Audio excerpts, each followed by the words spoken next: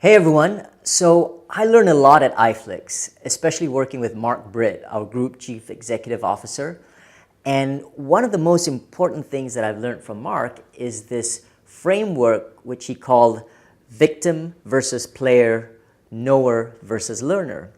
And I found this very powerful because it creates labels that help us to check when we act or behave or say certain things that may not necessarily be helpful or positive in situations. So a victim is someone who would normally say, "Oh, I'm sorry I came late because traffic was bad," essentially blaming other people or other circumstances external to him. A player, in contrast, says, "I'm sorry I was late. I should have made more allowance for traffic being worse than normal. Next time I'm going to learn from it." And so that's the difference between a player attitude and a victim attitude. So a knower versus a learner. A knower is that person who always says, "This is the only way it can be done. I've been doing this for 20 years. This is the way it must be done."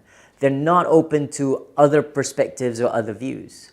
A learner, on the other hand, might say, "From my experience, I think this is probably the best way that I would recommend, but do you guys have any other views that we should consider?"